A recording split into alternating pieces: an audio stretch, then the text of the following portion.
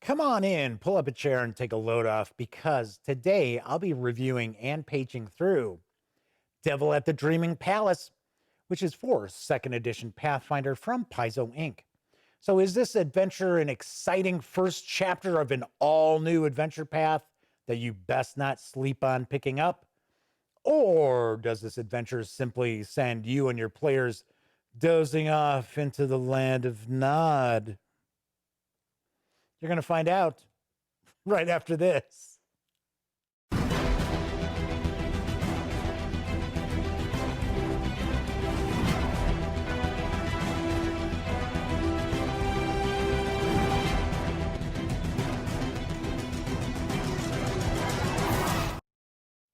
Howdy, howdy, howdy, gang. Yes, I'm Jeff McAleer, back once again as your host here at the Gaming Gang channel. As I mentioned in the open, I'm going to be reviewing Devil at the Dreaming Palace in just a moment. But first, I did want to remind you that if you like this video, please give it a quick thumbs up.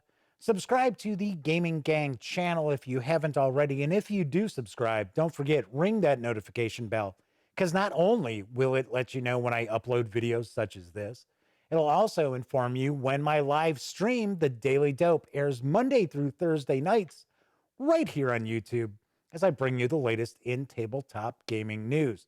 Of course, when you're not watching videos on the Gaming Gang channel, be sure to visit thegaminggang.com for all latest in gaming news, reviews, and a whole lot more. Get your geek on at thegaminggang.com. Lastly, do want to mention the fine folks over at Paizo Inc. were kind enough to send me this adventure for review, but neither I nor anyone else affiliated with the Gaming Gang has received any other compensation for me to share my thoughts about this adventure with you. It's important for you to know that. Without further ado, as I mentioned, I'm going to be reviewing and paging through Devil at the Dreaming Palace for Pathfinder 2nd Edition from Paizo Inc. This is the first chapter of the Agents of Edgewatch adventure path. The adventure is written by James L. Sutter and clocks in at 96 pages. This soft cover is available right now, has been out for a bit. It is $24.99 MSRP. You can also grab the PDF for $17.99. So let's swing on over to the other camera and take a peek at Devil at the Dreaming Palace. So first off, we're going to jump on in. We're going to take a moment here to just take a peek at the credits here, because a lot of these folks just don't get as much credit for their adventure design and artwork and so on and so forth. Let's take a quick peek. All right, so this is the first chapter of the Agents of Edgewatch adventure path, which effectively sees the player characters become members of a special city watch that is formed to police and protect the Radiant Festival, which is going on in the precipice quarter of the city of Absalom. And the adventure introduces them to kind of police work and policing. They investigate some mysteries here.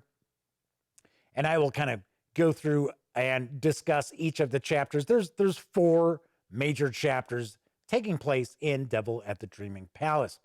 Do want to mention this adventure is obviously heavily influenced by the historical, well, it's nonfiction. So it's Devil in the White City, which is written by Eric Larson. It's actually one of my favorite audiobooks of all time. I actually listen to it about once a year. And it is kind of a dual story about the World's Exposition in Chicago in 1893. They called it the White City, as well as the story about the first serial killer, or one of the first serial killers in America, H.H. Holmes, who was actually supposedly making off with people from the World's Fair and or disposing of people from who were staying at his, well, it was called the World's Fair Hotel, but most people after the fact referred to it as the Murder Hotel. during the World's Fair. It was actually in Edgewater, which was kind of a town at the time. Now it's just a neighborhood of Chicago, which is kind of funny because there's Edgewatch, which kind of, I don't know if that's influenced by it or not, but the adventure itself is really, really influenced by Devil in the White City. So we kind of start off with an introduction to the characters joining the watch, the Edge Watch. And this Precipice Quarter is an area that had seen some devastation, and it's being rebuilt. And it's mainly being rebuilt for this festival. There is more information about the festival later on in the book in the specific kind of toolbox, toolkit area. We'll take a peek at that as well. A couple of things I want to mention as far as getting involved in the adventure. I got to say that to me, the hook is kind of weak. It's just sort of like, well, your adventure, your characters are being hired to be members of the Edge Watch, and they get hired the day before the festival's supposed to begin. To me, that sounds really odd. Who would do that?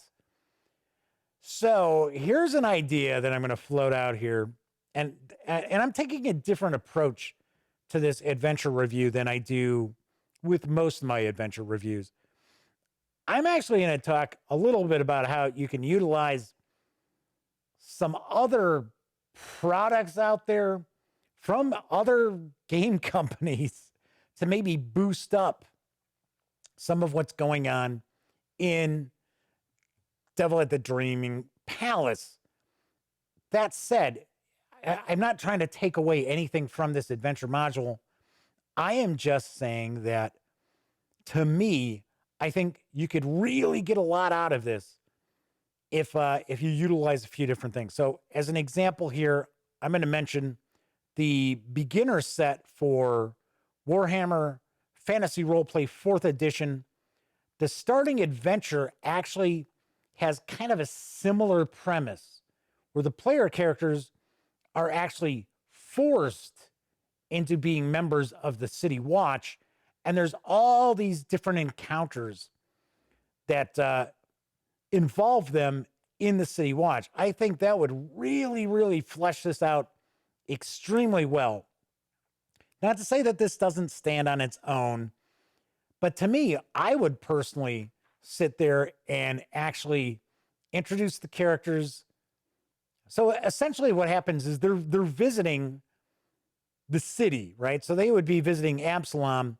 And what happens is there's kind of a big brawl that breaks out in one of the marketplaces, and the characters get involved in it, not through any choice of their own. They're just kind of jostled and pushed and knocked down, and of course they're gonna try to fight for their own survival.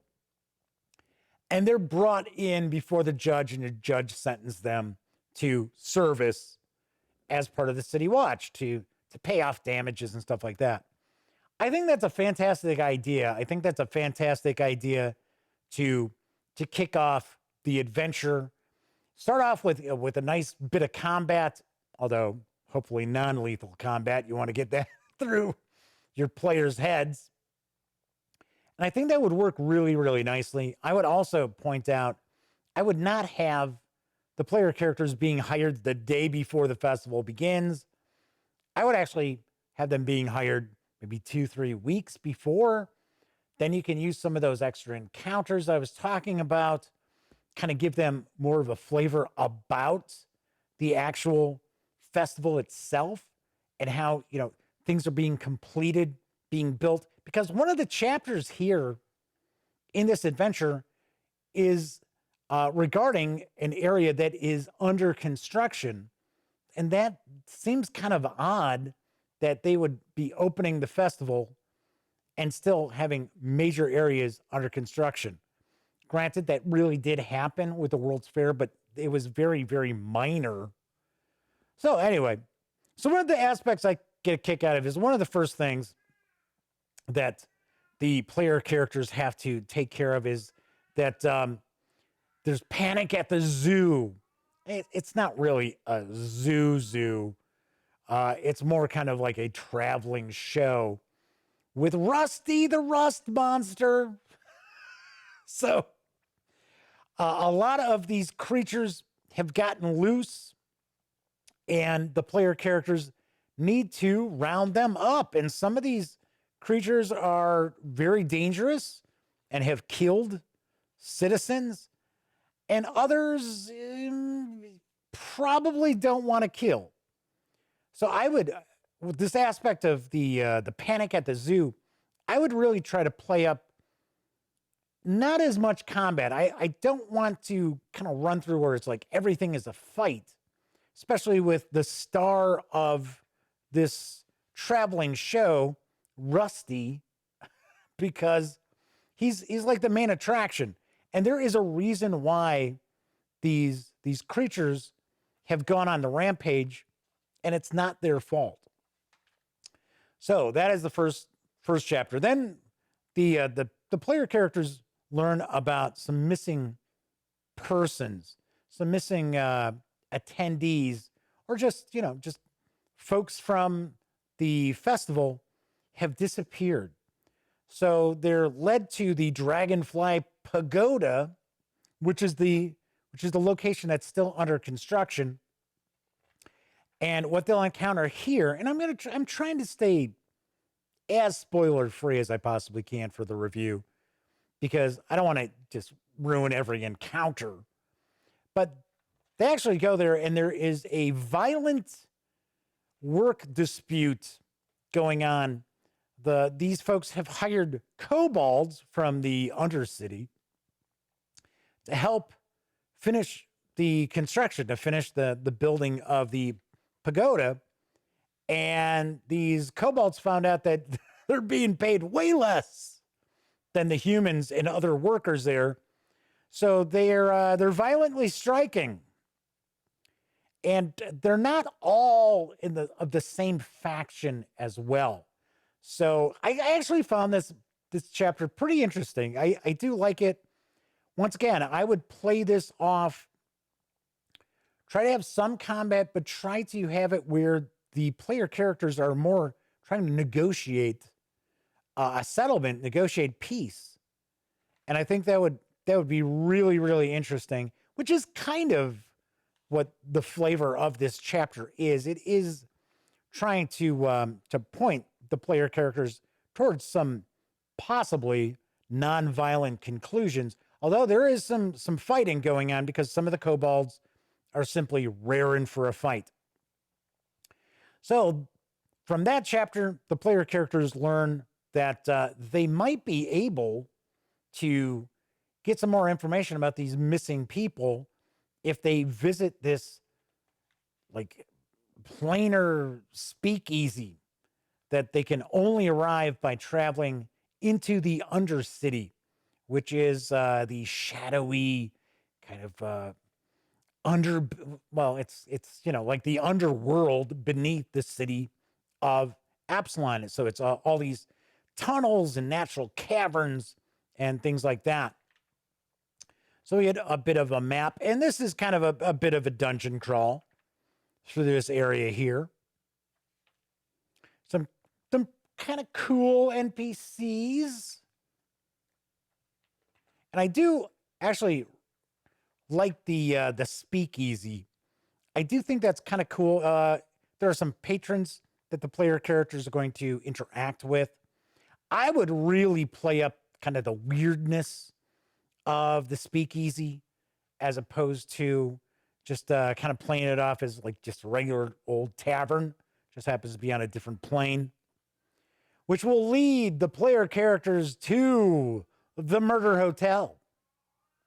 So you remember I was talking about H.H. Holmes and the World's Fair Hotel, which after the fact was known as the Murder Hotel. Bingo. So here we have our stand-in, our avatar for H.H. Holmes, as well as, H.H. Holmes had a lackey. Here it's presented more as a partner. So this is a lot of traps, a lot of combat, Pretty interesting. I got to be honest, at this point, the characters are should be about 4th level. And this could get pretty messy for those player characters rather easily. These are some pretty tough challenges for them to overcome. There are some really weird creatures as well, like the pickled punk. We will see a stat block about the pickled punk. So I thought that was kind of weird. So we do have some new monsters as well. So then we have the conclusion of the adventure. So the adventure itself runs about 63 pages. Oh, I should say about. It is 63 pages. It is pretty linear. And that is one of the aspects of newer role-playing games. And I consider Pathfinder 2nd Edition to be of like the new order. That is something that we do see that we didn't see like as far as old school. And I am an old school Renaissance sort of role player. And it doesn't kill me that it's pretty linear. But that is the reason why I did mention the starter set for Warhammer Fantasy Roleplay, because it has that same kind of city watch to it. And there's a bunch of little things that could be added in.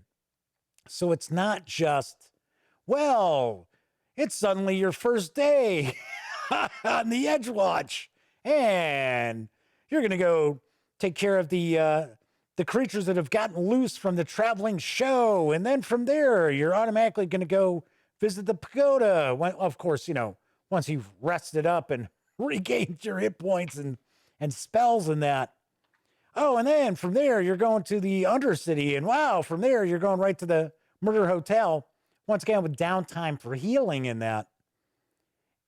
With those little encounters that you can plug in, it'll give it more of a sort of kind of natural vibe to it, more organic to the story, as opposed to the players are just going from point A to point B, point C, point D. It's just me. It's just my personal take. So here we get into kind of the toolbox area for the Game Master. I love all this stuff in here. This is really, really nicely done. I have to point out, this is the first time I have reviewed a Pathfinder adventure and done a video.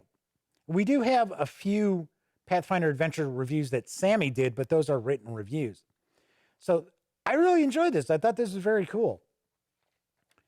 So we're going to get some information about the Radiant Festival. Once again, there are some nods to Devil in the White City, as I mentioned before. If I remember right, I think this area of Absalom, this precipice quarter, I think there was kind of like an earthquake and a fire, if I remember correctly. Talks about the city during the festival. So you get a lot of good information here.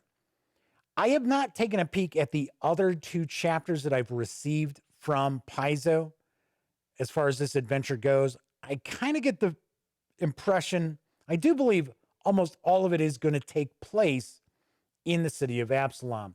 So that's pretty cool. You are going to get a lot of inside dope about the city. Of course, there is also the Absalom source book that's going to be coming out. I think it was delayed, if I remember correctly.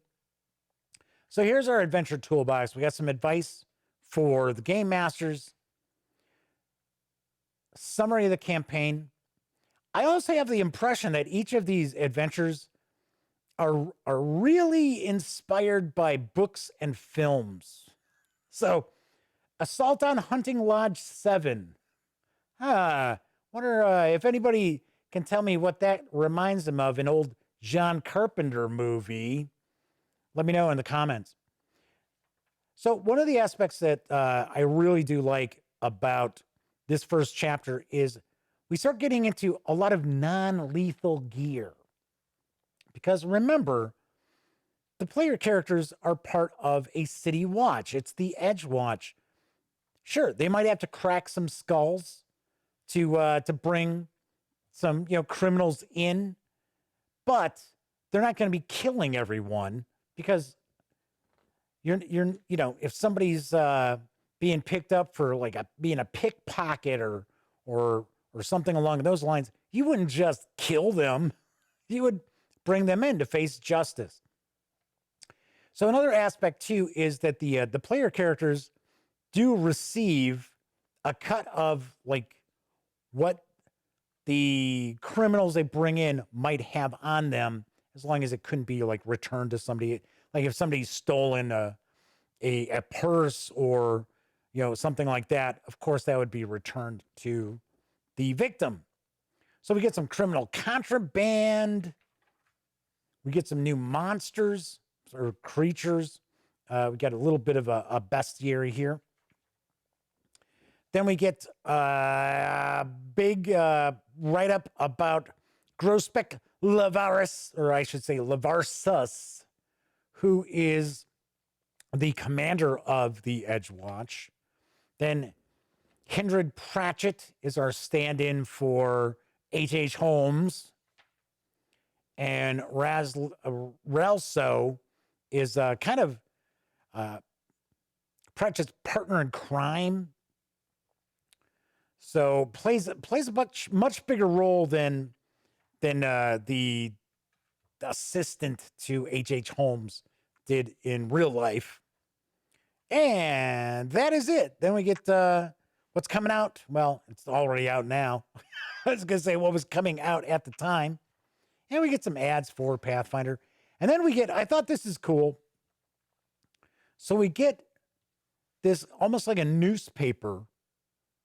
We get this, it's like kind of a newspaper, almost like the Police Gazette. I thought it was kind of cool. And once again, that plays into that whole Devil in the White City vibe as well. And that is Devil at the Dreaming Palace for 2nd edition Pathfinder. As I mentioned, it is the first chapter in the Agents of Edgewatch adventure path. Let's swing on over to the other camera and I will share my final thoughts as well as a review score. So you can tell I do like Devil at the Dreaming Palace. It is very linear. Like I said, that is kind of it's a 5e thing for most of their adventures. It's kind of a Pathfinder thing as well. And I understand that. Does that mean I'm like super like, oh yeah, linear? No, not really. So I do ding it a little bit for that as far as the review score. It's like I said, when I talked about the Warhammer Fantasy Roleplay, the reason why I mentioned that is because the way the chapters play out, just to me, doesn't feel really organic. It's more like, well, hey, this is a 2-hour movie. We got to keep moving this along. And I understand. There are people out there, there are game masters and players out there who like to rock through and race through as many adventures as they possibly can.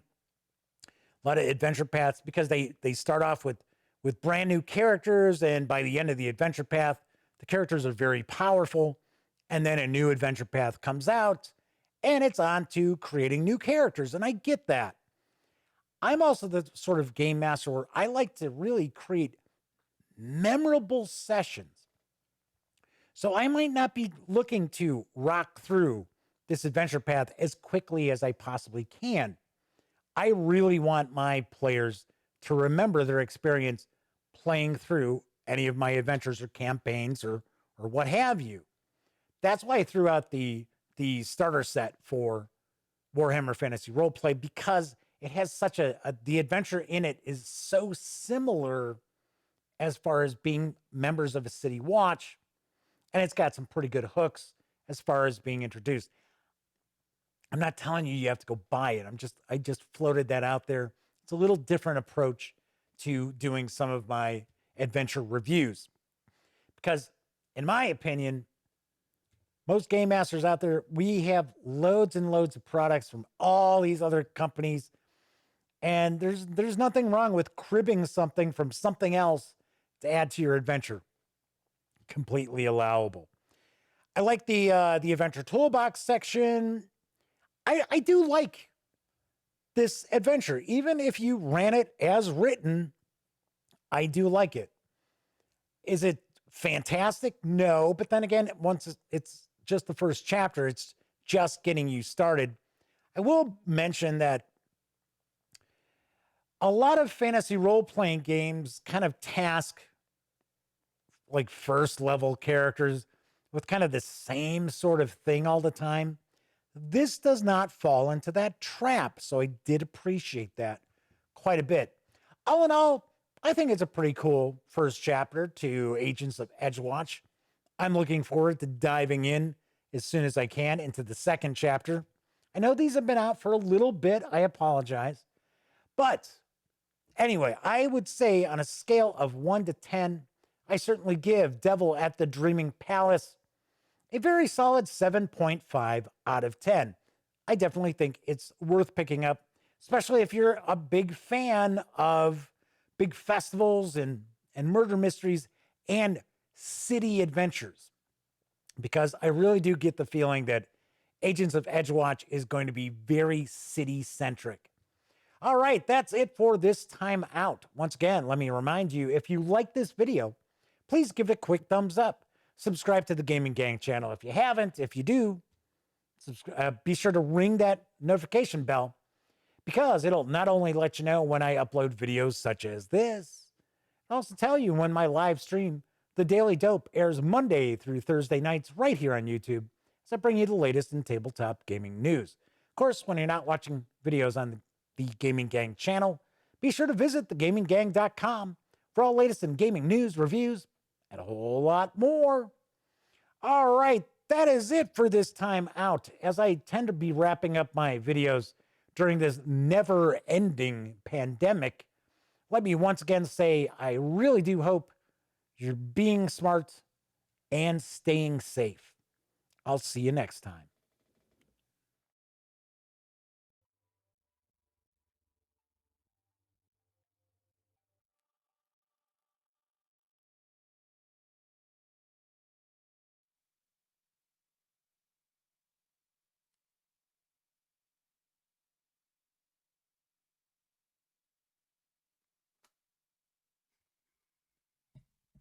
Oh, you're still here.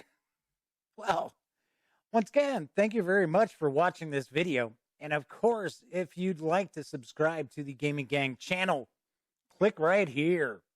And of course, if you want to see one of the latest episodes of the Daily Dope, click right on up here. And if you want to roll the dice, take your chances, see what YouTube thinks you might like from the channel, give a click right here. Once again, I'm Jeff McAleer, and I'll see you next time.